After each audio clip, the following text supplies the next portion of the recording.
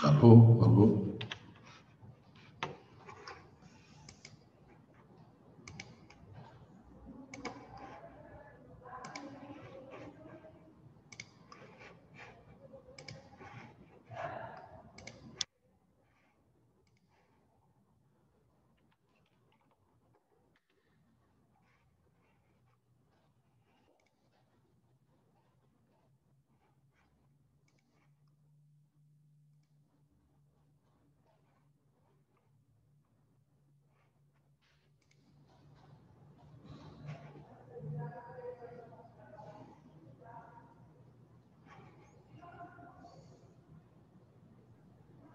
Oi, bom dia, professor.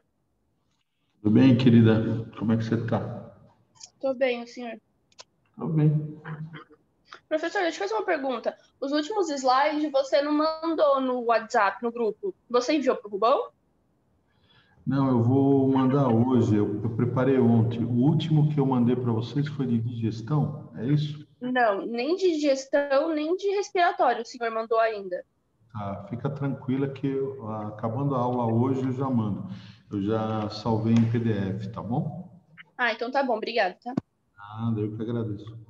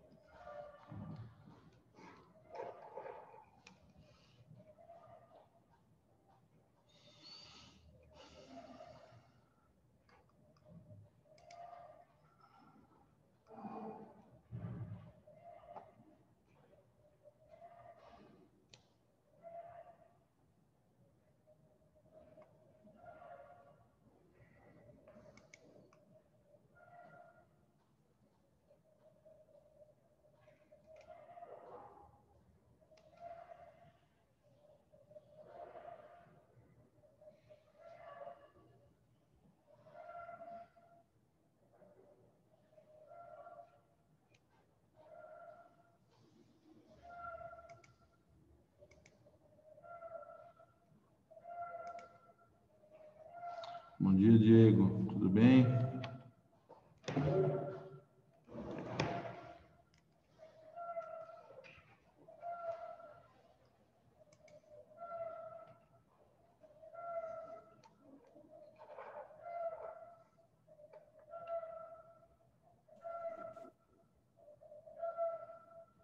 Bom dia, Larissa. Bom dia, professor. Certinho? Tudo certo. E aí, David? Bom dia. Bom dia, professor. Tudo bem com o senhor? Tudo, e você, como é que tá? Na medida do possível. A gente não pode falar que tá bem, que tá ótimo, vai que o cara pede dinheiro, né? É um meio termo sofisticado. Você fala que tá bem, que tá ótimo, aí o cara fala, me empresta uma grana. Então, tô mais ou menos. Ai, ai, ai, ai.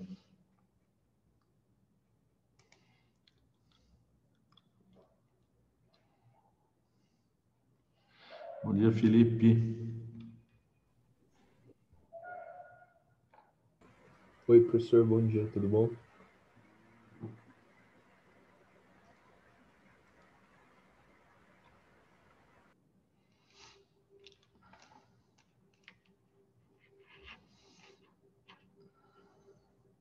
Gabriel, tudo bem? Bia, como é que tá? André, Caiane, tudo certinho aí? Bom dia, professor. Bom dia, professor. Tudo certinho?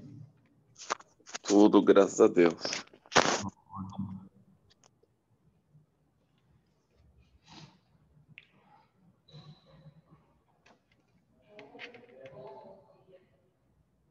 Aí perto de vocês amanheceu com bastante neblina, nubladão. Sim, sim. É, Parecendo que você está em Londres.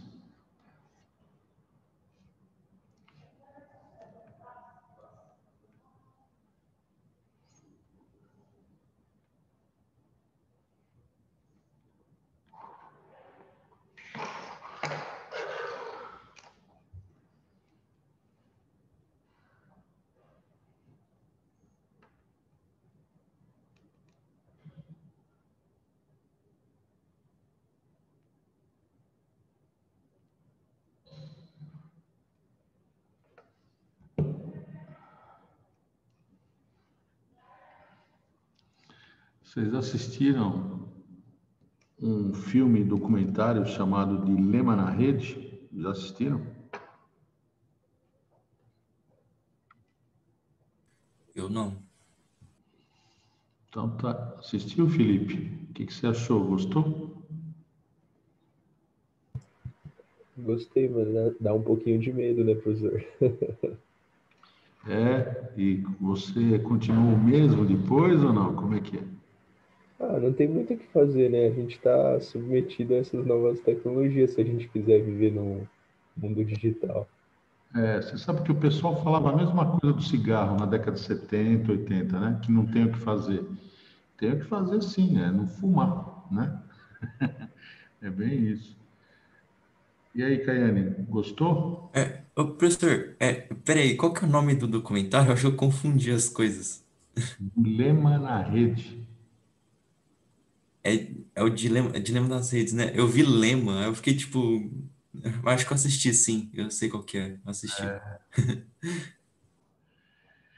E aí, Caiane, assistiu? Eu Gostou? assisti. Meio dá um pânico, né? Controla tudo da gente. Gostei, mas tô tentando diminuir o celular, mas depois eu voltei. Fiquei uma semana sem, agora tô normal de novo. É doido, né? Mas é isso mesmo, viu? A gente não pode achar que é brincadeirinha, não, porque não é. Diego, eu assisti, desliguei todas as notificações do meu celular. Eu procuro desligar todas também, principalmente porque não interessa, né? Tem muita coisa que simplesmente não interessa, só fofoca, né? Fofoquinha, muita fofoquinha, né? A gente fica sabendo da vida dos pseudo-famosos, né? E outras, né? Mas é isso aí.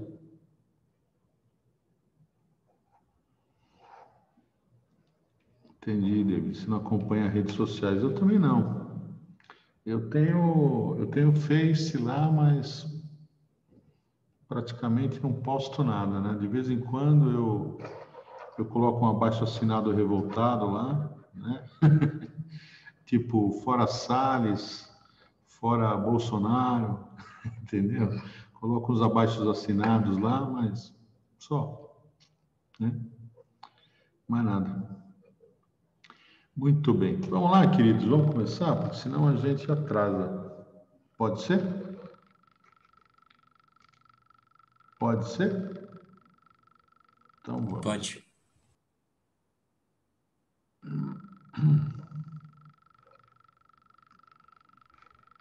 Muito bem.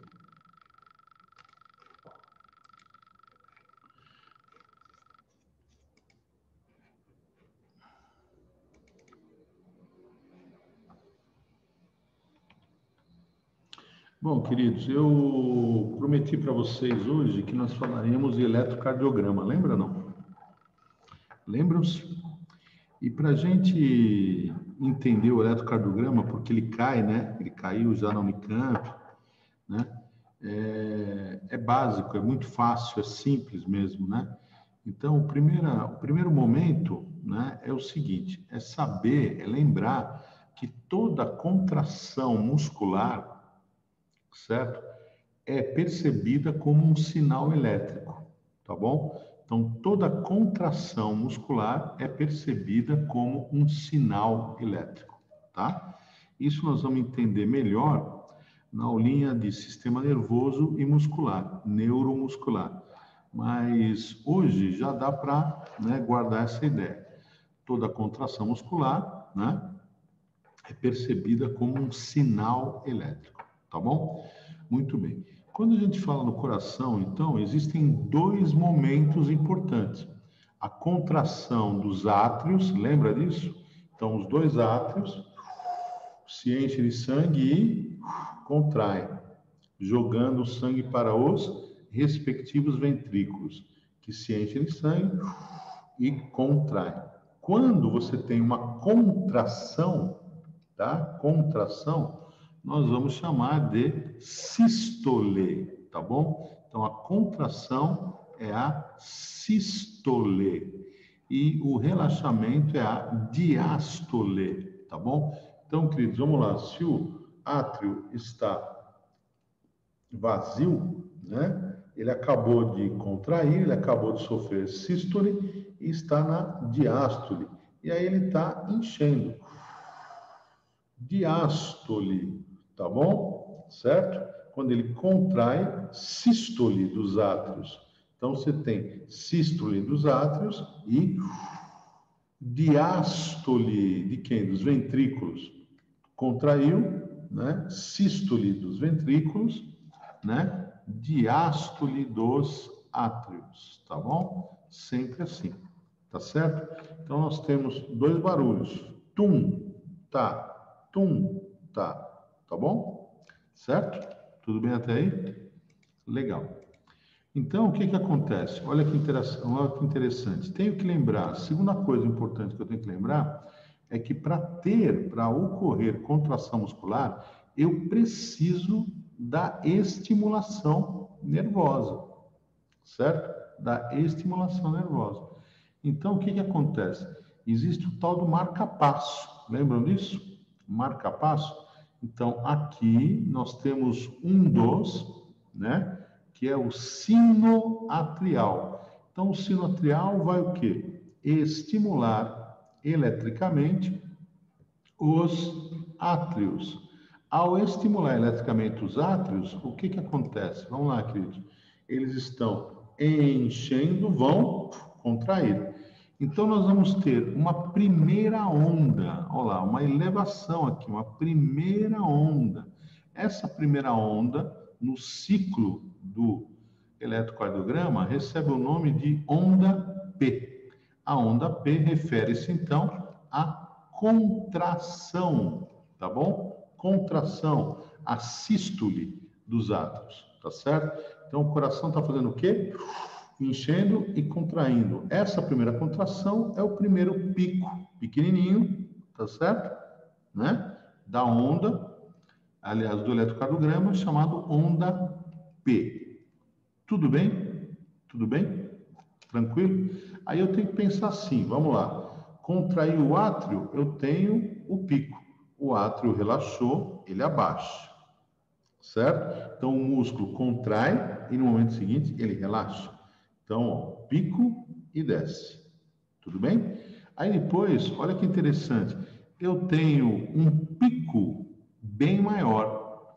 Por que que eu tenho um pico maior? Então, vamos lá. O pico, ele mostra o quê? A contração muscular. A contração muscular, ela é consequência de uma estimulação nervosa. E aí ela vai, né, ser percebida como um sinal elétrico. Muito bem. Quais são as duas cavidades que contraem no coração? Átrio e ventrículo.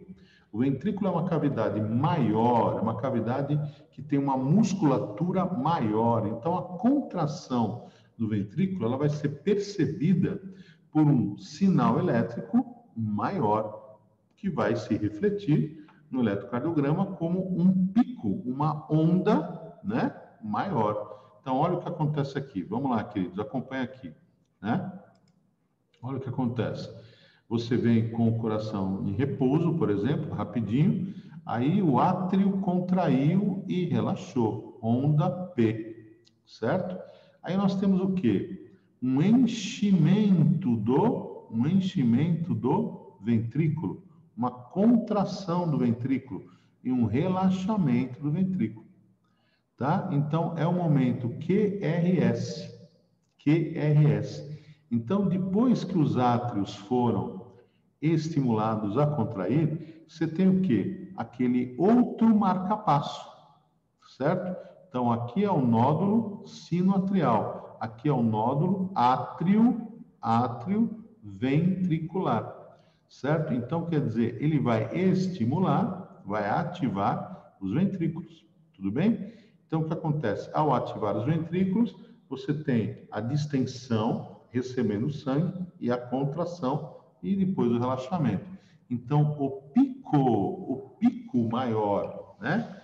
Certo? A onda maior no eletrocardiograma refere-se ao movimento dos ventrículos. Então, eles o quê? Vamos lá, queridos. Eles estão enchendo de sangue, certo? Contraem e relaxam. QRS. Então, este pico aqui do eletrocardiograma. Tudo bem? E depois, o que acontece? Você tem novamente uma outra onda, também baixinha, também pequena, que vai refletir o quê? A recuperação do coração. Então, vamos lá, vamos entender bem isso, né? Então, quer dizer, o coração, ele fica em condições, né, de receber sangue contraído, certo? Átrio. Então, onda P, certo? Depois, o ventrículo recebe o sangue, contrai e relaxa.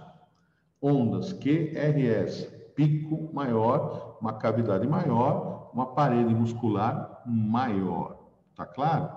Depois você tem o quê? Toda a recuperação do coração, o relaxamento para que possa iniciar um novo ciclo. Tudo bem? Quando esse espaço, né? Esse espaço P, Q, R, S, T, P, átrio, Q, R, S, ventrículo, T, recuperação, né? O relaxamento e a recuperação estão muito juntos, né? Muito juntos, você está com uma taquicardia. Se você fizer um eletrocardiograma logo depois ou durante um susto, você vai perceber que isso está, primeiro, acontecendo muito rapidamente, e segundo, né, o intervalo entre as ondas está menor, tá bom? Todo mundo já viu isso em filmes, né? Quando as pessoas tentam ressuscitar alguém, né? Tá certo? Às vezes você tem uma linha constante, de repente você tem um pico. O que é esse pico? QRS, contração do ventrículo. Então, o pico QRS não pode estar muito distante do outro pico QRS. Mostra o quê? Que você está com braquicardia. Taque alto, braque baixo, tá certo? Braquicardia, perigoso. Então, quer dizer, você vai alimentar muito mal o corpo com sangue, tá certo? Então, quer dizer, num eletrocardiograma normal, você tem o quê? Um distanciamento adequado entre essas ondas, certo? Mostrando o quê? Que o coração está funcionando no ritmo adequado. Tudo bem? Certo? Bastante importante, tá? Ficou claro? Outro ponto importante, então. O que faz o coração contrair? Uma estimulação nervosa, né? Que ocorre dentro do próprio coração. Como é que a gente chama isso? Genericamente, eu posso chamar de marca-passo. Certo? Átrio, ventrículo, átrio, ventrículo, átrio, ventrículo. Tudo bem? Átrios contraindo juntos, ventrículos contraindo juntos. Átrios se enchendo e contraindo juntos, ventrículos se enchendo e contraindo juntos. Tudo bem? Certo? Com uma estimulação nervosa que é típica do próprio coração. Então, os átrios são estimulados pelo nódulo, concentração de células nervosas, né? Sinoatrial. E os ventrículos, átrio ventricular. Por quê? Porque os ventrículos se excitam após a excitação do átrio. Então, átrio ventricular. Tudo bem, queridos? Vamos lá, dúvidas? Vamos lá, dúvidas? Tudo bem? Tudo bem? Pode falar, David. Professor, você pode repetir a onda T, por favor? A onda T, ela ocorre depois da contração da musculatura do ventrículo. É uma massa muscular grande, entendeu? Então, quer dizer, é um esforço grande. Então, depois que ocorreu a contração do ventrículo, você tem o quê? Esvaziamento e um sinal elétrico, que é S, né? Aquele pedacinho ali, RS, baixou, tá? Aí você tem necessariamente a preparação para um novo ciclo. Preparação para um novo ciclo, tá certo? Que é o relaxamento, né? O relaxamento, a recuperação, para depois ter o enchimento, né? O enchimento do átrio, contração, enchimento do ventrículo e contração. Relaxamento e recuperação. É um período que a gente chama de latência. Latência. A musculatura, nós vamos ver isso depois com mais calma, um pouquinho mais calma. A musculatura, ela tem duas características importantes. Primeiro, né? Você está ali segurando um objeto, né? Então, existe uma incapacidade de manter uma contração durante muito, muito tempo, mesmo que o objeto seja leve, entendeu? Então, você está lá segurando o mouse, por exemplo, entendeu? Será que eu consigo segurar o mouse em quanto tempo? Na verdade, eu estou mantendo uma posição, uma contração, que independe da massa do mouse, entendeu? Então, quer dizer, se a musculatura precisa receber glicose, tem que receber ATP, tá certo? Então, o cálcio, né? Então, nesse aspecto, o que acontece? O músculo ele vai perdendo a capacidade de manter a contração. Como é que a gente chama isso? Fadiga. Cuidado com cãibra, não tem nada a ver. Cãibra é acúmulo de ácido lático. A fadiga é a incapacidade de manter a contração, entendeu? Então, quer dizer, o músculo ele tem um período de latência. Então, ele relaxou durante um tempinho muito curto, ele não consegue contrair novamente, certo? Esse período de latência, né, a gente chama genericamente de relaxamento e recuperação, tá bom? Certo? Quem pratica esporte, por exemplo, acelera isso com o gelo. O gelo é um grande anti-inflamatório, entendeu? Então, o cara acabou de jogar futebol, por exemplo, uma atividade bastante extenuante e tal. O que precisa acontecer, né? Porque eles têm calendários apertados, ou qualquer outros atletas, né? De outras modalidades. Então, o que acontece? O cara entra numa banheira, numa piscina, com água fria, com gelo muitas vezes. Para quê? Para acelerar o relaxamento e a recuperação muscular, certo? Desinflamar. Ao desinflamar, ele melhora, né? Essa fadiga, né? Essa fadiga. Tira as consequências mais graves da fadiga. E aí o que acontece? O período de latência fica menor, entendeu? Você se sente menos cansado, a musculatura menos pesada, entendeu a ideia? Certo? Então, quer dizer, todo músculo tem isso, não interessa se é um músculo cardíaco ou não, tá?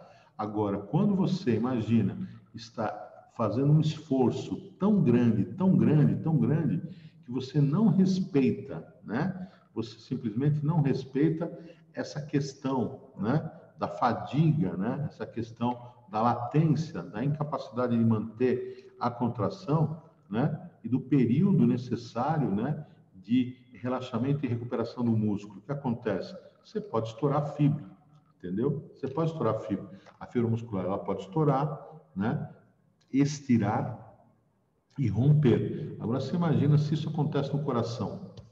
Já era, entendeu? Então, realmente, a gente tem que ter muito cuidado com a fisiologia muscular, tem que respeitar demais. Por quê? Porque a fibra muscular é uma célula extremamente especializada, diferenciada. E quando você machuca, a grande probabilidade de você não ter regeneração, de você não ter uma recuperação boa, legal, é muito grande. Regeneração quase nenhuma. Você vai ter uma cicatrização, você vai ter uma fibrose e tal, né? Isso quer dizer o quê? Que o estiramento, né? A lesão, o rompimento de fibras musculares cardíacas, por exemplo, né? Vão causar o quê? Uma deficiência grave no coração. Você entende? Você vai ter fibrose, formação de fibras, né? Ocupando esses espaços que eram de fibras musculares. E aí o que acontece? Uma deficiência grande, né? O coração, então, já não vai ter mais o mesmo rendimento. O eletrocardiograma vai ser diferente. Por exemplo, digamos que a pessoa teve mal de Chagas, né? Ou né, e por alguma razão a situação estacionou, ou ela está com mal de Chagas numa situação mais ativa. Você consegue perceber isso no eletrocardiograma? Provavelmente, entendeu? Provavelmente. Então, o que acontece? O complexo QRS, ele vai ser um pouco menor, entendeu? Por conta do quê? Né? Por conta da degradação de fibras musculares, por causa de quem? Do parasita, do Trypanosoma cruzi. Entendeu a ideia? Tudo bem, David? Legal. Alguém Tudo, mais tem valeu, uma professor. pergunta? Não? Não? Tudo bem? Ótimo, queridos. Vamos lá, então.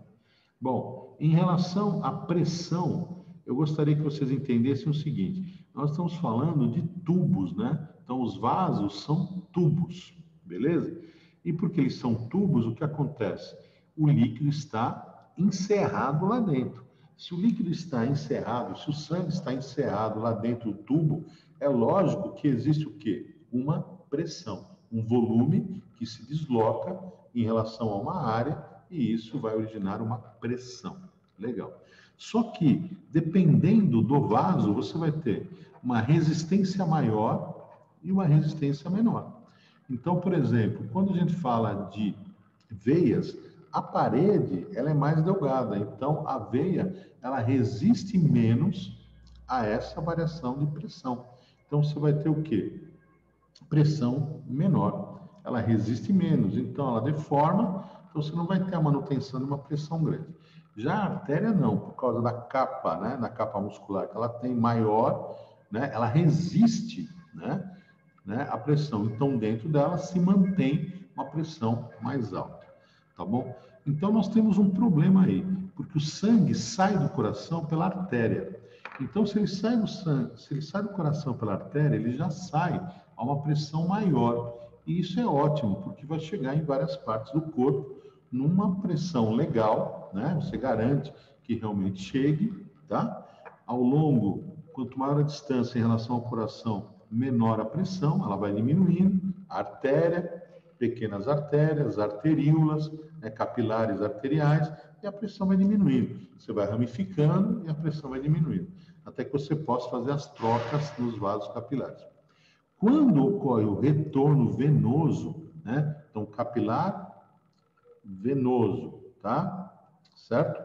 Muito bem. Depois, a vênula, veia, que você vai abrindo os diâmetros para voltar, os diâmetros da veia, para o sangue voltar para o coração, você tem um problema. Qual é o problema? A veia, né? Ela não oferece resistência, então ela deforma. Se ela deforma, o que acontece? É difícil manter a pressão dentro dela e é difícil o sangue voltar para o coração. Então, nós temos duas situações importantes para o vestibular, né? O que é que garante o retorno? Presta atenção na expressão, por favor. Retorno venoso. O que é que garante o retorno venoso? Em outras palavras, o que que faz com que o sangue volte do corpo para o coração? Entendeu? Retorno venoso. Então, duas coisas. Contração muscular. Então, você tem a veia sendo comprimida, né? Existe uma compressão quando a musculatura contrai, comprime a veia. Isso faz com que aumente a pressão dentro da veia e o sangue flua com mais facilidade. Então, a compressão, a musculatura esquelética, que está associada aos esqueletos, contrai e relaxa, contrai e relaxa, contrai e relaxa. Ao contrair e relaxar, você comprime os vasos venosos, as veias, ajudando a empurrar o sangue no sentido do coração.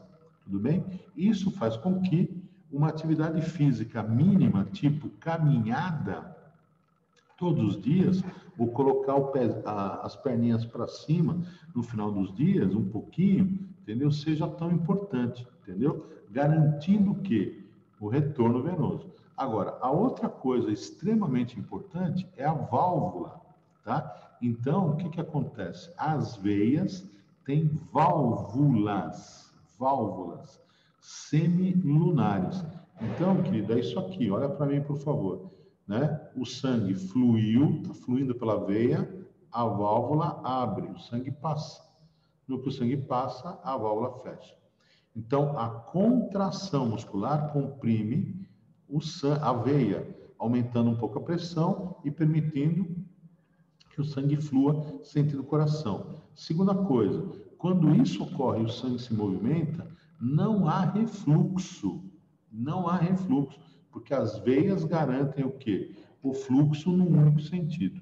Tudo bem? Então, isso vai cair na prova, isso é importante, tá certo? O retorno venoso, então, ele é garantido, né? Como é que ele é garantido?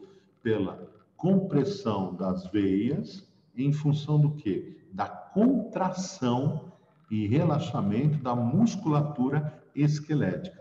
E o segundo ponto, que evita o refluxo, é a presença de válvulas nas veias, tá? Artérias têm válvulas? Não, não tem válvulas, tá bom? Ficou claro para todos? Então, isso é bastante importante. Se por acaso houve, né? Se por acaso houve um rompimento de vaso, né? Eu vou ter o sangue fora do vaso. Se eu tenho sangue fora do vaso, a pressão é menor dentro do vaso, o retorno venoso, ele é mais difícil ainda. Então, quando você ouve falar, o cara está com uma hemorragia interna e a gente não sabe exatamente aonde, né? Conclusão, qual é? O sangue começa a receber progressivamente, o coração. O coração começa a receber progressivamente menos sangue, entendeu? Por quê? Porque o sangue está fora do vaso. Se ele começa a receber progressivamente menos sangue, qual é o problema? O retorno venoso. O sangue não está dentro do sistema. Se o retorno venoso é baixo, qual a conclusão? O cara vai morrer. Não tem jeito. Entendeu? Por isso que a hemorragia interna é tão perigosa. Você entendeu ou não? É tão perigosa. Então, quando você pensa, por exemplo, nesse esporte de contato, né? O UFC, MMA, jiu-jitsu, essa questão toda, né? Os golpes são extremamente violentos, né? Vamos mudar a palavra violento. Extremamente intensos, né? Muito intensos, né? Certo? O choque mecânico é muito grande, muito grande. Você entendeu? Então, apesar de muitas vezes você não ter um sangramento externo, às vezes tem também, né? Você pode ter sangramentos internos, entendeu? E esses sangramentos internos podem causar o quê? Hemorragias internas, tirando o sangue dentro dos vasos, certo? Diminuindo o retorno venoso. E ao diminuir o retorno venoso, né, você vai complicar o funcionamento, a manutenção do funcionamento do coração. Entenderam a ideia? Muito importante, tá? Certo? Então, essa questão aí do retorno venoso é muito séria. Então, por exemplo, quando você vai lá e tira a pressão do indivíduo, certo? Então, a pressão do indivíduo, o pessoal fala, nossa, minha pressão está muito alta, 14, 15 por 8 e tal. A pressão sistólica, que é alta, certo, queridos? Sistólica, que é alta, muitas vezes ela é influenciada pelo estado emocional. Então, você vai ter uma prova, você tá com uma cobrança, certo? Então, tudo isso faz com que o teu emocional saia um pouco, né, do normal, certo? Você esteja um pouco alterado. Qual é a conclusão imediata, né? Se eu estou muito alegre, se eu estou muito triste, se eu estou preocupado, se eu estou angustiado, tá? A pressão sistólica, ela sobe um pouco. Então, você vai medir lá, ao invés de 12 por 8, vai dar o quê? 14 por 8, vai dar 15 às vezes, entendeu? Mede de novo, dá um tempo e mede de novo. Ela se manteve, mede outra vez, ela se manteve, você pode realmente ter o quê? Hipertensão. Por quê? Porque o coração, por exemplo, está com algum problema, né? Ou você está o quê? Com entupimento de vasos, parcial de vasos, entendeu? Certo? Agora, vamos imaginar uma outra coisa, né? Era o quê? Nervosismo, né? Se acalma um pouco, toma um banho e tal, você mediu, o que aconteceu? Abaixou? Pronto, tá? Origem emocional, bastante comum, tá? Muito comum. Agora, mediu a pressão, tá? Ao invés de 12 por 8, tá lá, por exemplo, 10 por 4, tá? Meu, é sério isso, muito sério. Então, com a pressão, o valor mais baixo é a pressão diastólica, aquela com que o sangue retorna para o coração. Então, se a pressão mais baixa está muito baixa, 6, 5, 4, o que isso significa? Que o retorno venoso está com problema, entendeu? Então, algo não está acontecendo. Então, o sangue pode não estar dentro do quê? Dentro dos vasos. Pode ter ocorrido um AVC, um acidente vascular, entendeu? Cerebral ou não, entendeu? Certo? Então, o sangue saiu dos vasos. Isso é muito complicado. É sério demais. Tudo bem? Ficou claro para todos? Alguma pergunta aí, queridos? Não? Ótimo. Bom, vamos falar então de tecido conjuntivo um pouquinho, né? Então, o tecido conjuntivo é o principal tipo de tecido no corpo, tá? A grande maioria dos tecidos no corpo são conjuntivos. Então, fora o tecido conjuntivo, o que nós temos? O nervoso, o muscular e o epitelial. Nervoso compõe o sistema nervoso, certo? O epitelial, o revestimento, né? Tá certo? O muscular, o músculo, e o conjuntivo, quase todo o resto, tá? Então, olha que interessante. O conjuntivo é um tipo de conjuntivo, tecido adiposo, o sangue, tá? As fibras, né? As cartilagens, o osso, tá certo? E uma parte aí da imunidade, tudo bem? Então, praticamente tudo, tá? Tudo. Então, é bastante importante isso, certo? Bom, vamos lá. Em relação ao tecido conjuntivo, nós temos dois tipos extremamente importantes no osso, tá? Então, medula óssea vermelha. Cuidado, queridos. A medula óssea vermelha é um tecido conjuntivo, tá certo? Um tecido conjuntivo que se encontra onde? No osso, tá legal? No osso. E tem aluninho que confunde a medula óssea vermelha com a medula espinhal. Medula é simplesmente a parte interna de um órgão, a parte central do órgão. Então, quando você fala medula espinhal, certo? Então, espinha dorsal, tá certo? Parte interna da espinha dorsal. Tá? Quando você fala medula óssea vermelha, a parte interna do osso. Tudo bem? O nome vermelha sugere o quê? A produção de células sanguíneas. De que tipo? Vamos lá, de que tipo? Essencialmente os glóbulos vermelhos, as hemácias. Só isso? Não. Também produz os glóbulos brancos, tá certo? Os glóbulos brancos, que são, com exceção dos linfócitos, os demais. Então, os neutrófilos, lembra, pH neutro, basófilos, pH básico, tá? E acidófilos, tá? Então, são glóbulos brancos que, olhando ao microscópio, você vai ver grãozinhos dentro deles.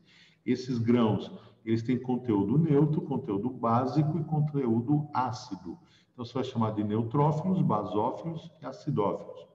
Os neutrófilos, basófilos e acidófilos, eles estão associados principalmente com o quê? Com alergia, certo? Com alergia, né? Com inflamação, tá? Então, algumas respostas imunes, tá certo? E outra célula ou fragmento celular bastante importante, produzido na medula óssea vermelha, são as plaquetas, tá bom? Então, a medula óssea vermelha vai ser responsável por originar células novas, tá certo ou não? Então, no vestibular, se o examinador falar a medula óssea vermelha é formada por células tronco, o que você vai dizer? Você vai dizer, normal, tudo bem. São células indiferenciadas, não especializadas, que originam outros tipos de células. Células que originam outros tipos de células, você pode chamar de células tronco. Beleza? Tá certo? Então, medula óssea vermelha, tá? Vai originar a linhagem vermelha e uma parte da linhagem branca, tá bom? Muito bem. Quando a gente fala dessa parte da medula óssea vermelha, nós estamos falando do tecido hematopoético, ou seja, que produz células sanguíneas, hematopoético, mieloide, tá? Então, mieloide, né? vai produzir células sanguíneas, preferencialmente em massas, glóbulos brancos como neutrófilos, basófilos e acidófilos, e as plaquetinhas, tá bom? Agora, existe um tecido também chamado de linfóide, e o linfóide, ele tem um nome que te ajuda a lembrar o que ele faz. Ele amadurece e armazena, né, os linfócitos. Os linfócitos, queridos, eles estão associados diretamente, né, com a imunidade. Ou eles reconhecem corpos estranhos, e estimulam a produção de anticorpos, ou eles reconhecem anticorpos estranhos e produzem anticorpos. Então, de qualquer modo, você vai ter o quê? Um papel associado à imunidade, né? 2 pontos. Reconhecer corpos estranhos, estimular a produção de anticorpos ou produzir anticorpos. Tá bom? Quem são essas células? Os linfócitos. Muito bem. Onde está esse tecido linfóide? Esse tecido linfóide está nos linfonodos, né? Os linfonodos são gânglios que estão aqui, ó, no pescoço. Aonde? Aqui, ó, na axila, ao longo do corpo, na virilha. Toda aquela estruturinha, né, que incha quando você está com uma infecção, tá certo? Tá? Com uma inflamação. É um linfonodo, tá bom? Os gânglios linfáticos, tá? Muito bem. O baço é uma estrutura, né? Também linfóide. Muitas vezes ele incha, mostrando o que, gente? Uma infecção grande. Por que ele inchou? Porque ele armazena, né, glóbulos brancos. Glóbulos brancos, por exemplo, que já podem estar associados aos antígenos, aos corpos estranhos, tá bom? O timo, que ocupa essa posição, mesma coisa. Muito importante na imunidade da criança. Depois ele vai perdendo importância, tá bom? E as amígdalas, né?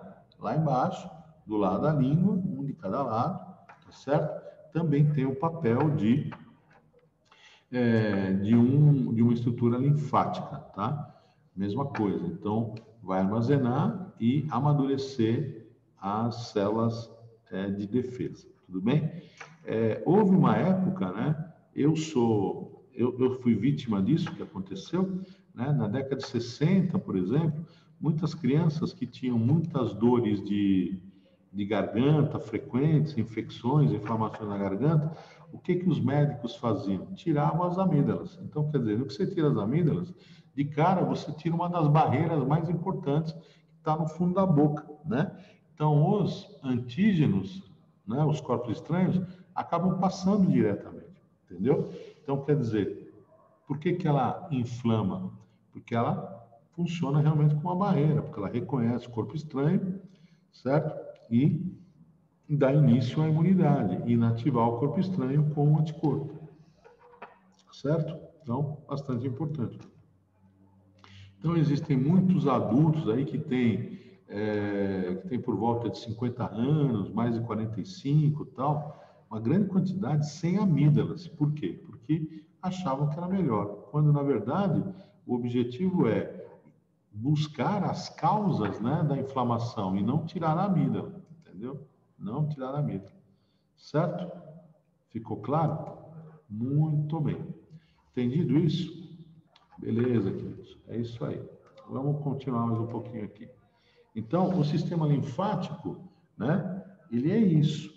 Você tem uma série de vasos chamados linfáticos. A extremidade desses vasos é aberta. Falei para vocês na aula passada, né? O líquido intersticial, aquele líquido que sai da célula, aquele líquido que sai dos vasos, tá certo? Por causa da alta pressão, tá certo? Ele compõe o quê? Um líquido que fica entre os tecidos. Esse líquido, ele vai causar inchaço, vai causar edema, tá claro ou não? Então, existe um sistema que drena esse líquido, que é o linfático. As extremidades dos vasos são abertas, o líquido entra, no que esse líquido intersticial entra no sistema linfático, ele passa a ser chamado de linfa. Em determinado momento, o que vai acontecer? A linfa, ela vai passar para dentro do vaso sanguíneo. E aí depois, mais tarde, o vaso passa pelo rim, onde ele vai ser o quê? Onde o sangue vai ser filtrado, né? E você recupera a composição natural dele, tirando o quê? O excesso, né? O excesso de líquido intersticial no corpo. Se você observar bem, então você vai ter gânglios aqui, ó, cadeia de gânglios, aqui do lado do corpo, aqui nas axilas, aqui, ó, no pescoço, aqui no meio do tórax, aqui na virilha, tá vendo? Então, se você quer, por exemplo, fazer uma drenagem linfática, olha para o desenho, por favor. Né? A drenagem linfática, ela tem que ser nesse sentido, ó, daqui para cá, ou daqui para cá, entendeu? Então, quer dizer, fazer uma massagem qualquer e dizer que ela é uma drenagem linfática é enrolação, é papo furado, né? Então, na verdade, você tem que fazer daqui para cá, certo? Daqui para cá, para que você possa o quê? Empurrar o líquido, tá certo? Para o quê? As terminações dos vasos, entendeu? Que ele possa entrar no sistema linfático e aí desinchar. Muito bem. Na prática, no vestibular, também cai um outro ponto importante, né? Como é que chama o parasita que se aloja dentro do sistema linfático? É a Wuchereria bancrofti, lembra? Né? Qual é Ela é um asqueuminto, nematelminto, né? E qual o nome da doença? Elefantíase ou filariose. Então, quando ela entope os vasos, o que acontece? Essa drenagem deixa de acontecer e você aumenta o quê? O edema, o inchaço. Por quê? Porque esse líquido é produzido continuamente pelas células e os vasos extravasam líquido por conta da pressão que existe no interior deles, entendeu? Então, se os vasos linfáticos estão entupidos porque parasitas vivem no seu interior, você não consegue drenar, certo? E aí o que acontece? O líquido acumula, vai acumular onde? Preferencialmente nos membros posteriores, né? Inferiores, tá? A pessoa vai ter o quê? Né? Um inchaço grande nas pernas, tá bom?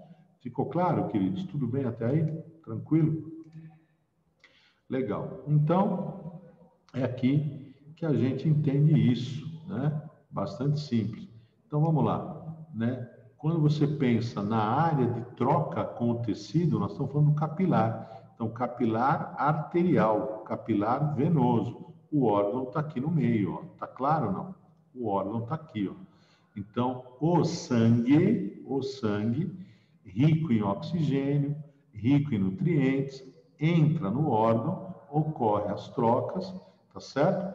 E o sangue que sai do órgão, rico em CO2, pobre em oxigênio.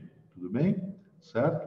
Muito bem. E aí o que acontece? A pressão osmótica, o verdinho aqui, por que ela acaba aumentando? Porque você acaba tendo saída de água, né? Se a água sai, porque como na artéria aqui a pressão é muito grande, né? Você acaba tendo o quê? Saída de água.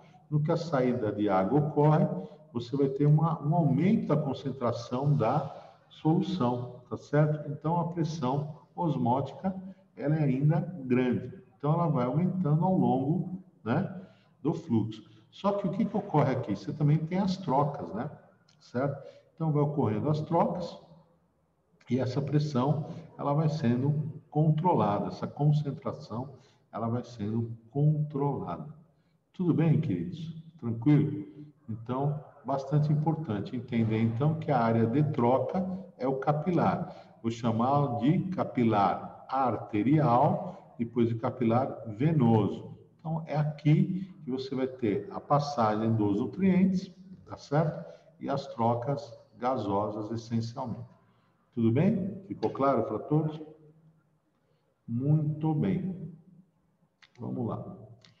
Medula óssea vermelha e células-tronco. Então, de novo, né? A maior parte do osso longo, por exemplo, ela é preenchida por tecido adiposo, né? Que a gente chama de tutano. Você já deve ter chupado um osso alguma vez, né? Ou retirado uma parte escurinha que você encontra no osso.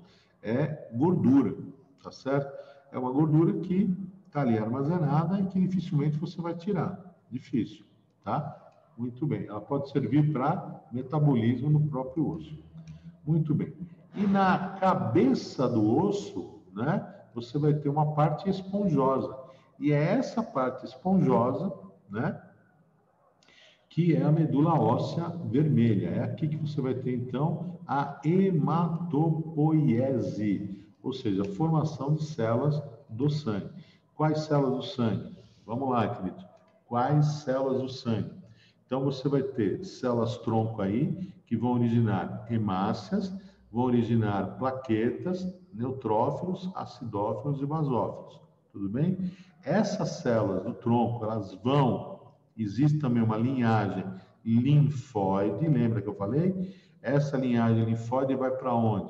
Para os gânglios linfáticos, para o baço, certo? Para o timo e para as amígdalas, onde vão ficar o quê? Armazenados e vão amadurecer. Então, qualquer infecção, invasão do teu corpo, é dessas estruturas, né, que as células vão sair para iniciar o processo de imunidade, tá bom? Não? Certo? De inativação dos corpos estranhos. Muito bem. Vamos caminhar mais um pouquinho. Então, você vai ter então dois tipos de tecido hematopoético, né? O mieloide, que vai originar o quê? As células de sangue, como eu falei, né? Hemácia, plaquetas, neutrófilos, basófilos e eosinófilos, tá certo? E você vai ter o linfóide, que vai estar associado aos linfonodos, ao baço, ao timo, tá? E às amígdalas, tudo bem? Certo? Tanto a linhagem linfóide quanto a mieloide, certo? Saíram da onde? Da medula óssea vermelha, tá certo? Que é o quê? Composta de células tronco, tudo bem? Vão dar origem a vários tipos celulares. Tudo bem até aí, gente, queridos? Tranquilo? Sim? Muito bem. Então, vamos lá, progredindo mais um pouquinho, né? Quando a gente fala de sangue, então, você tem que pensar em alguns componentes. Qual é o principal componente celular? O principal componente celular chama glóbulo vermelho, hemácia.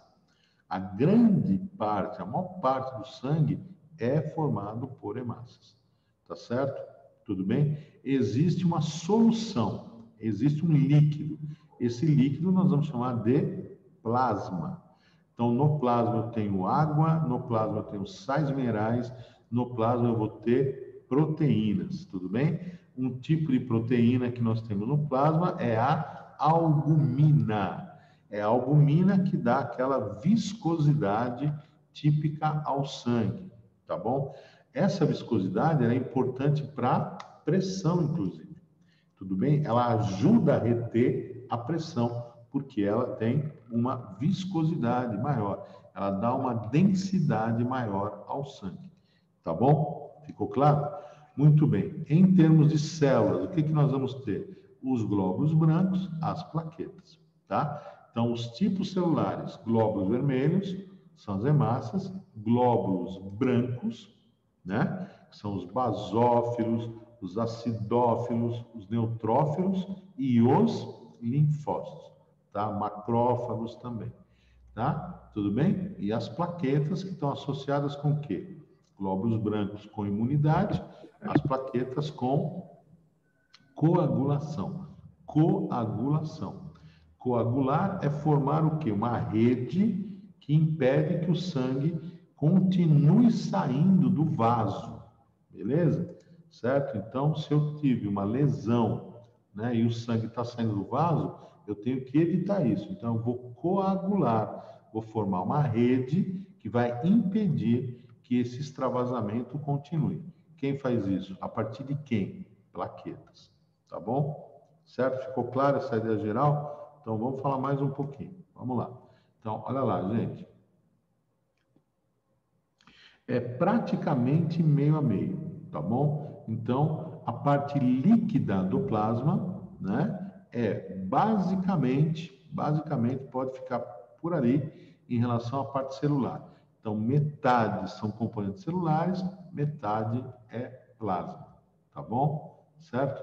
Então, como eu falei para vocês, está aí, plaquetas, glóbulos vermelhos e glóbulos brancos.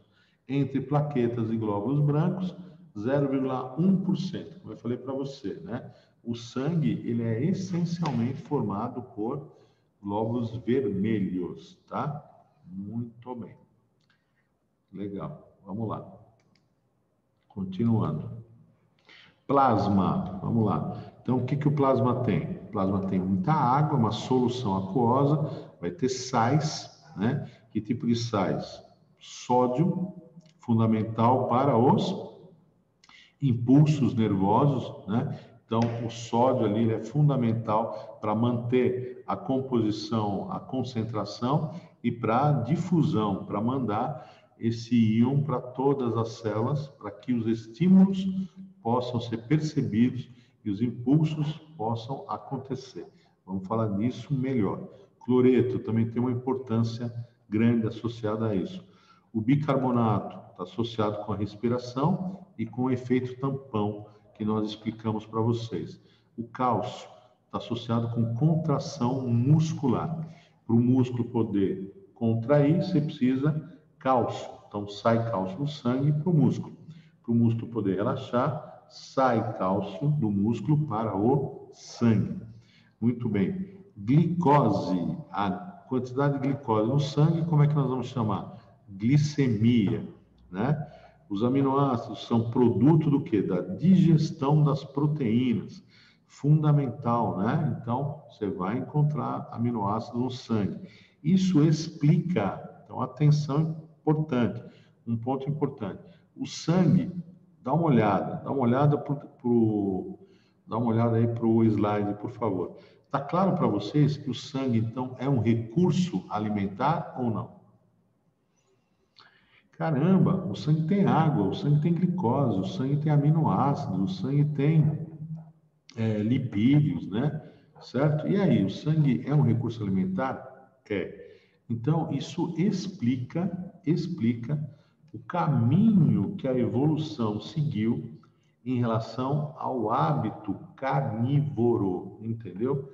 Então, quer dizer, comer carne, né, é, ao mesmo tempo, entrar em contato com o sangue que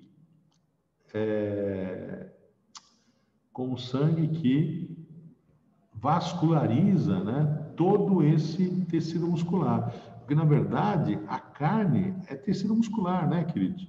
Então, quando um predador come o tecido muscular, ele está entrando em contato com quem? Com o sangue. E o sangue é um recurso alimentar muito importante, entendeu? Para muitas espécies. Então, pense nisso. Quando você tiver que falar do sangue, pense nesses organismos, por exemplo, que se alimentam de carne e que ficam lá, todos lambuzados de sangue. O que ele entrou em contato com o quê? Com água, com sais minerais, com glicose, com aminoácidos, com lipídios, entendeu? Tá certo? Bastante importante.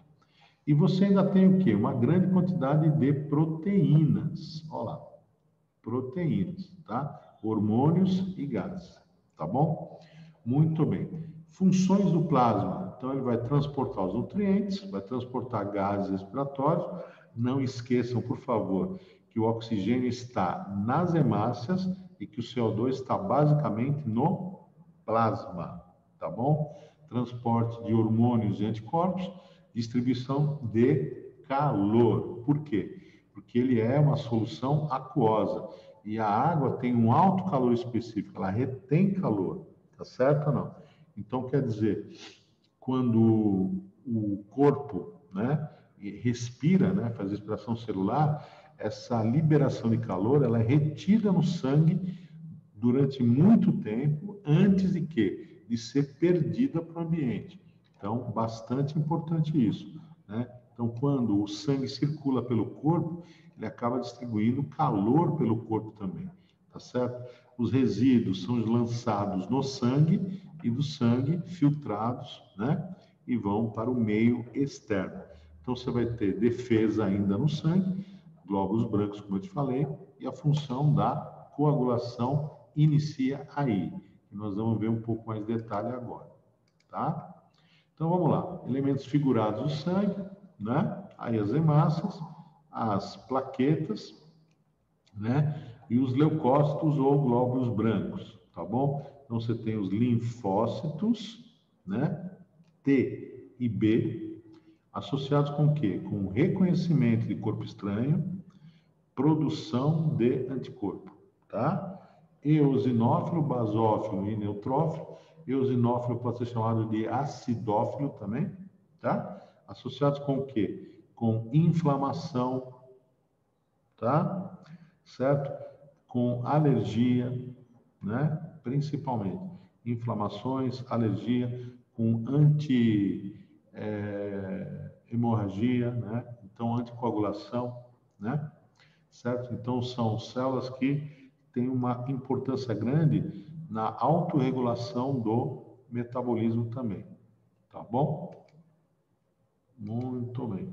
Então, aqui, glóbulos vermelhos, um ponto importante que às vezes você esquece, tá? Às vezes você esquece, glóbulo vermelho é a única célula do sangue sem núcleo. Sem núcleo. Se não tem núcleo, não vai haver o quê? Transcrição. Não vai haver tradução. Não vai haver síntese de proteína. Entendeu? Se não tem síntese de proteína, é uma célula que não consegue se manter, se regenerar. Entendeu? Então, ela vive pouco tempo. Certo? Vive pouco tempo. Daí a importância da produção de novas células sanguíneas. Tudo bem? E por que ela acaba não tendo núcleo, né?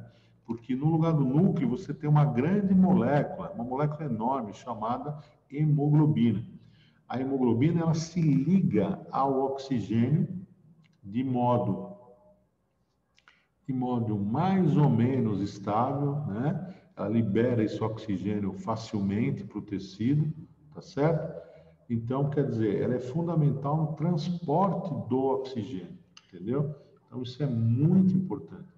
Na membrana das hemácias, né, o Castilho deve ter falado para você, existe uma família de proteínas que a gente vai chamar de sistema BO. Então, algumas delas vão ter o aglutinogênio A, outras o B, outras hemácias vão ter o A e o B, e algumas não vão ter nenhuma. Isso faz com que o portador desse sangue aqui vai ser chamado tipo A, tipo B, tipo AB, tipo 0 ou tipo O. Tá bom? Muito bem. Então tá aqui, ó. A hemoglobina é uma molécula gigantesca, né? Então, quando ela é produzida, quando a hemácia ainda tem núcleo, né? Ela ocupa um lugar enorme, muito grande, entendeu? E na sua composição tem um grupo M, que é o quê? De ferro, entendeu? Por isso que a medida, muito cuidado, isso já caiu na prova, não é exatamente a quantidade de hemácias que vai mostrar se o indivíduo está anêmico ou não, entendeu? Mas é a quantidade de ferro no corpo, entendeu? Porque a quantidade de ferro vai mostrar o quê? A quantidade de moléculas de hemoglobina efetivamente ativas, entendeu? Porque se a hemoglobina não tem ferro, ela não se liga ao oxigênio, entendeu? Então, a perda de ferro no corpo, ela é um indicador importante para quê? Para anemia, e não exatamente a hemácia. Cuidado com isso. Isso já caiu várias vezes, tá bom? Certo? Então, quer dizer, um indivíduo anêmico, ele precisa do quê? Precisa comer, principalmente, fontes de ferro, entendeu? Ferro. Onde você vai ter ferro? Você tem no feijão e você tem no fígado, por exemplo, entendeu? Certo? Bastante, né? Então, bastante importante em relação a isso. Tudo bem, queridos? Tranquilo? Legal. A bile, né? Ela é produzida, né? É um composto secundário a partir da digestão da hemoglobina. Então, para você ter uma ideia, como as hemácias, né? Elas acabam sendo repostas a cada 90, 120 dias, o que que acontece? Você precisa produzir mais, né? E você recicla a hemoglobina. E um dos produtos da reciclagem da hemoglobina é a bile, os sais biliares, tá bom? Então, a bilirrubina, ela é um produto da degradação da hemoglobina. E ela serve, inclusive, para você poder produzir a bile, tá certo? Então, como você vê, o corpo tem todo um sistema de autorregulação bastante importante, né? Muito bem. Então, tá aqui, ó, os leucócitos, né? Os glóbulos brancos, né? O neutrófilo, né? Tá aí, ó, fagocita micro-organismos. A fagocitose, queridos, anotem aí, por favor, a fagocitose. A fagocitose é um processo de imunidade inespecífico. Então, o neutrófilo, ele vai fagocitar o quê? Vírus, bactéria, tanto faz. Então, quer dizer, não é algo específico. Você entendeu? O exemplo de algo específico é o que a gente está procurando com a vacina, né, para a Covid. Então, o que a gente quer? Que o organismo seja capaz de produzir anticorpos específicos para o coronavírus, entendeu? Então, quando o neutrófilo fagocita vírus, qualquer tipo de vírus, né, bactérias e tudo mais, ele está fazendo um primeiro ataque que é inespecífico. Tanto faz. Entendeu ou não? Inclusive pólen, né? Certo? Então, a fagocitose é um processo de defesa inespecífico. Escrevam aí, por favor. O basófilo, ele vai liberar histamina. E a histamina, ela promove a inflamação, né? Então, quando algo está inflamado, uma parte do teu corpo está inflamado, ela está inchada, certo? Ela está vermelha, ela está quente e ela dói. E isso é um sinal. É um sinal para quê? Para que o corpo, né? Para que o corpo aumente a produção, por exemplo, de cortisol. Um parênteses para vocês entenderem. Cortisol, né? Melhore a expressão gênica, a produção, né, de RNAs e proteínas e resolva a questão, a regeneração do local, da ferida, por exemplo. Entendeu? Então, a inflamação é uma maneira de se comunicar, é uma comunicação no corpo. Agora, o basófilo inflama, o acidófilo desinflama. Então, você não tem que ficar inflamadaço, certo? Não tem, né? Tem que ficar inflamadinho e desinflamar. Inflama, desinflama. Só que, às vezes, o que acontece? A nossa inflamação é tão grande que você precisa de um anti-inflamatório, entendeu? Tem gente, por exemplo, que fica tão fechado aqui em termos de respiração que precisa de um anti-inflamatório. Então, basófilo inflama, acidófilo, ó, ao contrário, acidófilo desinflama. Tudo bem? Certo? E outra coisa, o sangue tem que fluir numa boa, não pode ter coágulos, grumos, entendeu? Isso é ruim, isso pode causar o quê? Hemorragias, né? Rompimento de vasos, tal, né? Então, para evitar, né? Para evitar a formação desses coágulos, o basófilo, ele secreta heparina. Então, a heparina previne a formação de coágulos, né? Quem tem heparina que a gente estudou? Quem lembra aí? Quem lembra? Quem lembra? Não? A sanguessuga. Então, quando a sanguessuga machuca, você raspa ali, né, o teu epitélio, a tua pele, e começa a sugar o sangue, ela secreta heparina. Para que ela secreta heparina? Vai lá, queridos. Para o sangue não coagular, ela não ter trombos e continuar o quê? Sugando sangue numa boa. Entendeu? Bastante importante para ela, né? Muito bem. Linfócitos, né? Os linfócitos, então, como eu falei para vocês, eles vão reconhecer os corpos estranhos, produzir o quê? Os anticorpos, tá bom? E os monócitos também vão realizar fagocitose, né? Então, eles saem do sangue e aí eles vão para tecidos, se transformam em células enormes, chamadas macrófagos, né? E aí vão fagocitar. O grande lance do macrófago é fagocitar. Fagocitar o que for possível. Quando você pensa em, vamos lá, queridos, em anticorpos, aí nós estamos falando de imunidade específica. Por quê? Porque é um anticorpo contra o H1N1, é um anticorpo contra o coronavírus, é um anticorpo contra o HIV. Tá claro a ideia? Certo? Então, específico, tá? Bastante importante. Cuidado com essa diferença. Imunidade inespecífica é fagocitose, é pele, por exemplo, é muco no nariz, tá? Sem pele geral. Agora, anticorpo é específico, tá bom? Certo? Tudo bem? Por que que o portador de AIDS, por exemplo, passa tão mal? Porque a célula que é infectada, né, é justamente aquela que reconhece os corpos estranhos, é justamente aquela que vai estimular a produção de anticorpo. Então, quer dizer, ele perde que capacidade? A capacidade específica de defesa, entendeu? Certo? É esse o grande problema. Tudo bem ou não? Vamos lá, queridos. Tudo bem? Dúvidas? Vamos lá. Dúvidas. Fala, David. Professor, o que é estamina mesmo? Oi? O que é estamina mesmo? Histamina é a substância que vai causar inflamação.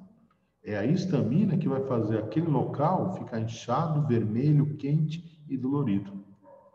Entendeu? E a inflamação é um sinal, entendeu? Que você teve um trauma local, entendeu? Você teve um trauma. Então, o que que acontece? O corpo precisa resolver aquela questão, né, imediatamente. Então, se não inflamar, você não tem como saber, certo?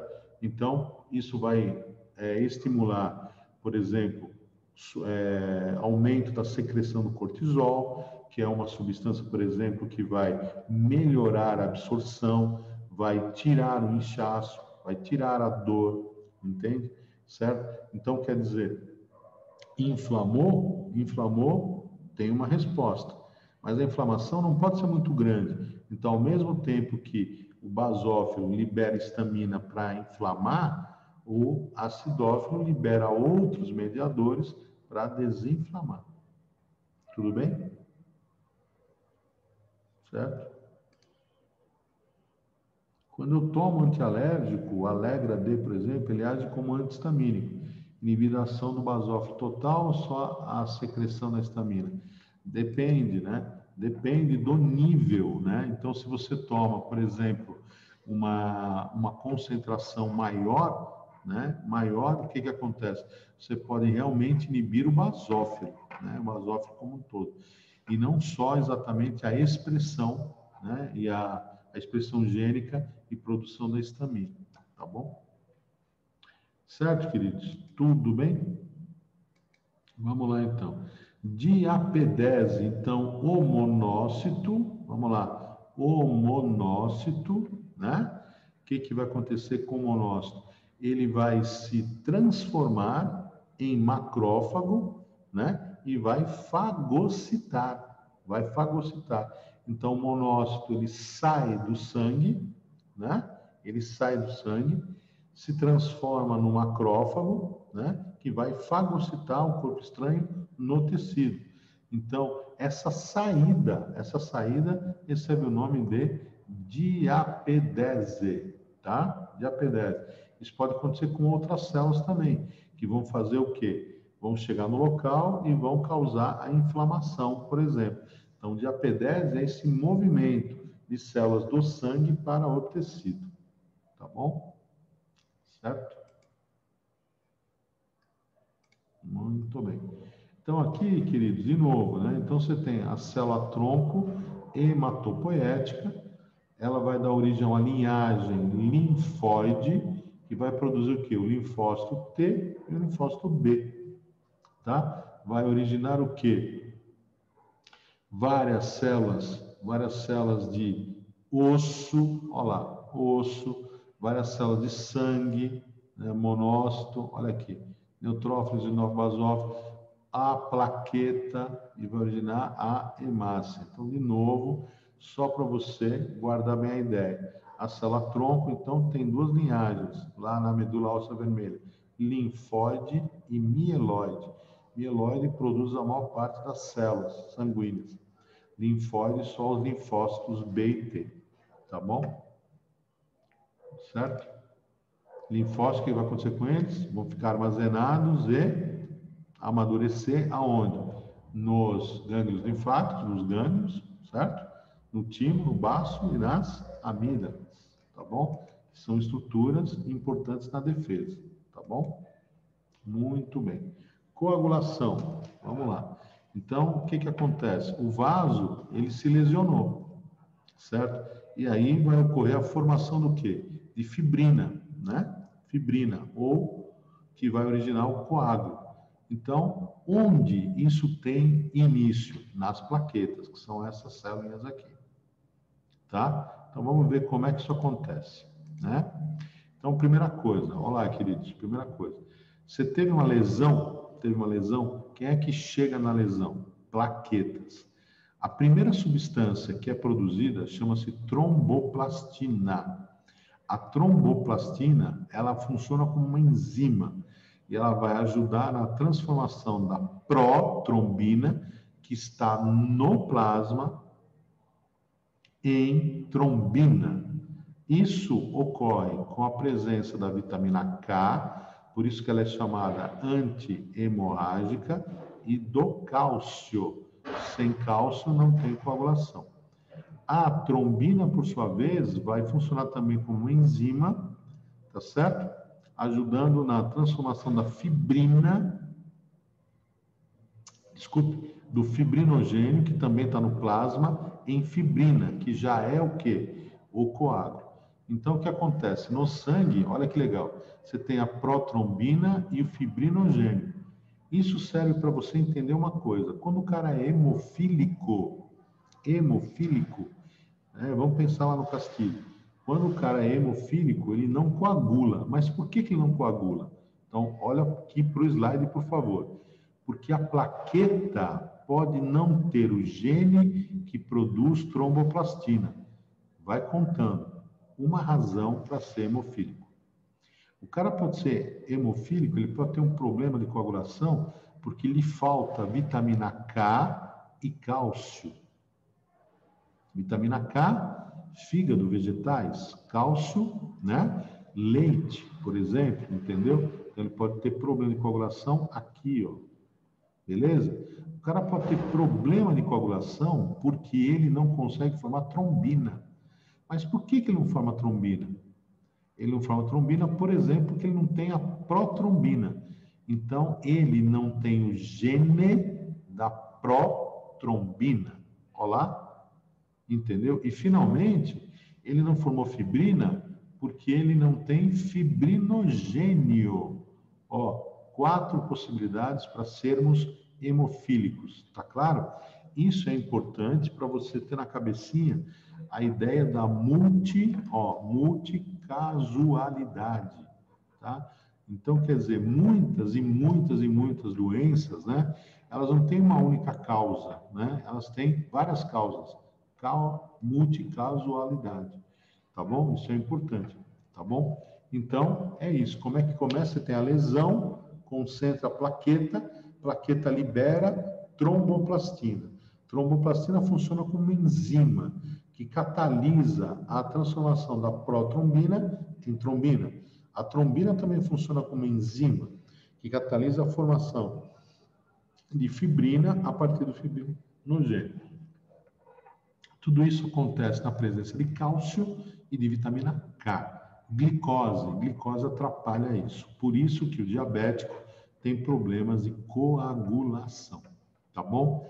A fibrina, na presença do oxigênio, ela endurece. A casquinha, ela endurece. Por quê? Por causa do cálcio.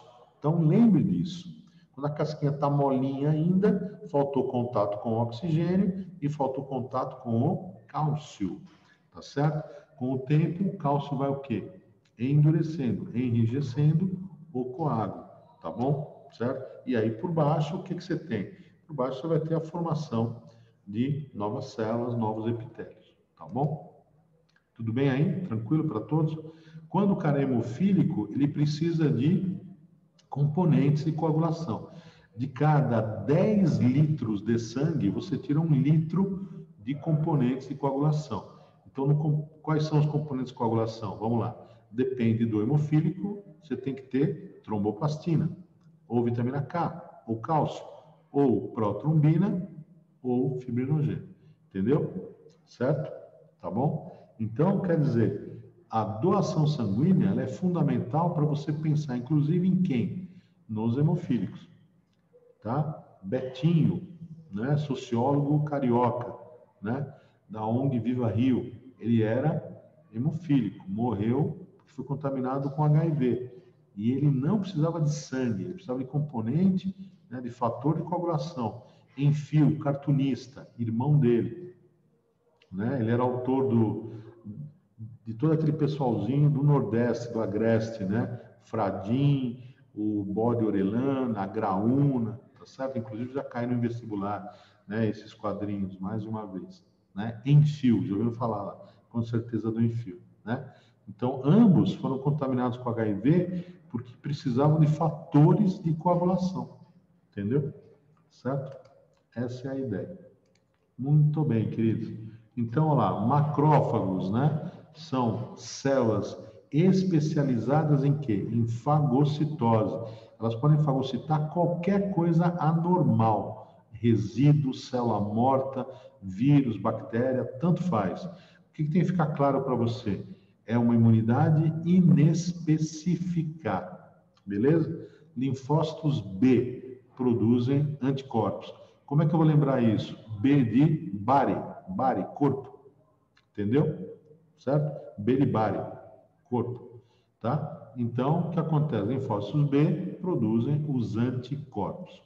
Tá? Linfócitos T ou helper, aliás, T, são os CD8, eles matam, né? Então, eles produzem as interleucinas e substâncias tóxicas, né? Para vírus e bactérias. Então, são importantes, né? E os linfócitos T4, CD4, que são os helper, né? Essa é a célula que é atacada pelo HIV. Então, é esta célula aqui, querido, que reconhece corpos estranhos, que estimula macrófago a fagocitar, que estimula o linfócito T a matar, que estimula o B a produzir anticorpo, que estimula a produção de histamina, entendeu? De heparina, tudo, entendeu? Então, o que acontece? Quando essa célula aqui está em quantidade pequena, normalmente o HIV está em quantidade alta, entendeu? E aí o que acontece? Você vai ter diversos problemas, né, com o portador do HIV, porque essa célula não está, né, controlando o processo imunológico, entendeu? Então é muita alergia, dor, inflamação, você entendeu? Infecções oportunistas, tá bom? Essa é a grande ideia, tá bom? Então aqui um resumo disso que eu falei, né? Os antígenos, então, corpos estranhos, são percebidos pelo helper. O helper, ele vai o quê, gente? Estimular o macrófago a fagocitar, o linfócito B a produzir anticorpos, e ele mesmo pode o quê? Também ter produção de anticorpos, né? Anticorpos que podem estar grudadinhos no linfócito B, ou eles podem estar dissolvidos ali, né? No plasma, no sangue, por exemplo, tá bom? Essa é a ideia. Muito bem. Então, você tem aqui, ó, uma imunidade inespecífica, um macrófago, que ele está fagocitando uma bactéria. Aí, o macrófago, olha que legal, né? Olha que legal. Ele consegue passar o corpo estranho, qual é o antígeno, né? Onde, aqui na bactéria, está aquilo que representa o corpo estranho. Então, ele passa isso para quem? Para o linfócito T4, que é o helper. E aí, o que ele faz? Ele dá início a todo o processo imunológico, entendeu? Então, quer dizer, ele reconhece os corpos estranhos, entendeu? Guarde essa ideia. Então, o T4 reconhece corpo estranho, estimula a produção de anticorpos e de outros processos de imunização, tá bom? Certo? É esse o ponto, tá? Aqui, um detalhe, né? Os anticorpos normalmente são moléculas com forma de Y, eles têm uma parte que é fixa, nunca muda, e tem uma parte que muda de corpo estranho para corpo estranho, tá? Essa parte que muda, né? Ela é produzida, então, como eu falei para você, ela é reconhecida e produzida pelos linfócitos, tá certo? Linfócitos, tá bom? Principalmente linfócito B. Muito bem. Quando você fala em imunidade, você tem que pensar em dois processos. Ativo. Quando é que a imunidade é ativa? Quando o próprio organismo, guarde isso, esse slide, ele é muito importante, ele cai, ele despenca na prova, né? Então, a imunidade ativa, ela ocorre quando? Quando o indivíduo produz o próprio anticorpo, entendeu? Ativa, quando existe a construção de uma imunidade, a memória, entendeu? Então, você aprende a produzir o anticorpo, ativa. Quando você recebe o anticorpo pronto, passiva. Ficou claro a ideia? Tudo bem?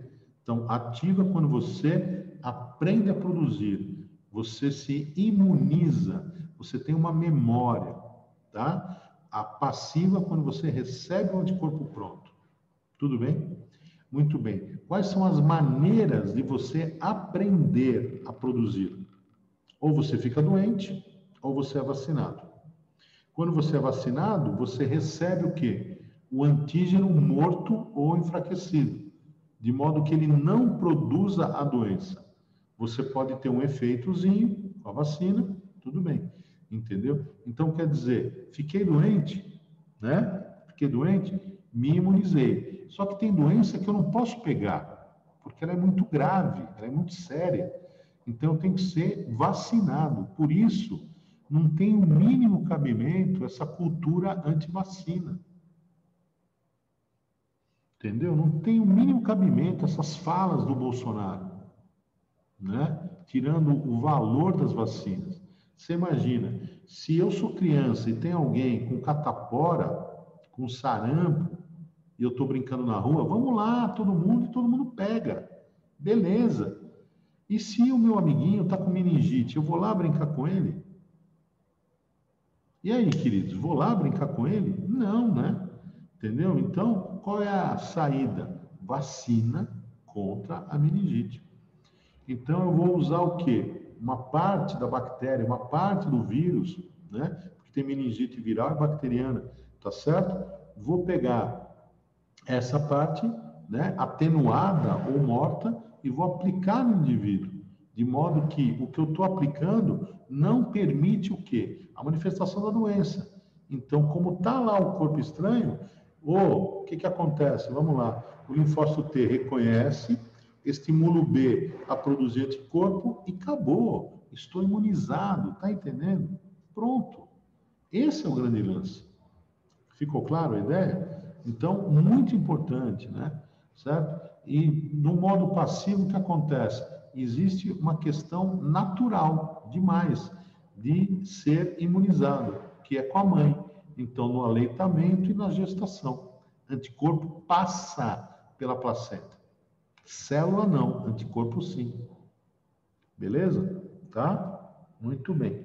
E a maneira artificial qual é? É o soro. Eu vou pegar anticorpo pronto e passar para o indivíduo. Por quê? Porque o corpo estranho é muito agressivo, entendeu? Então não dá tempo de esperar.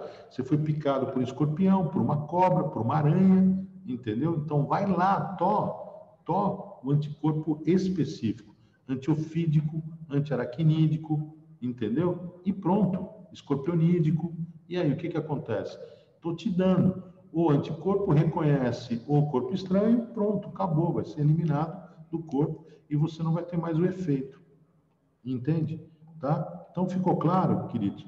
Esse slide ele é fundamental para o vestibular. Fundamental. Tá? E para a gente encerrar, né? Como é que funciona a resposta primária e secundária da vacina? Então, na primeira dose da vacina, o que acontece? Dá uma olhada aqui, ó, que é importante, ó. Quantidade de anticorpo, baixinha, demorou bastante tempo para produzir. Olha lá. Entendeu? Certo? Muito bem. Depois, ao final, o que que acontece?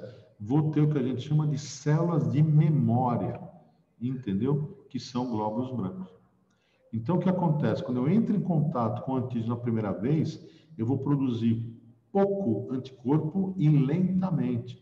Quando eu entro em contato com o antígeno, com o mesmo antígeno, na segunda vez, eu vou produzir, dá uma olhada aqui no gráfico, ó a quantidade, a resposta secundária, ó, enorme, e vou produzir o quê? Rápido, entendeu? Rápido.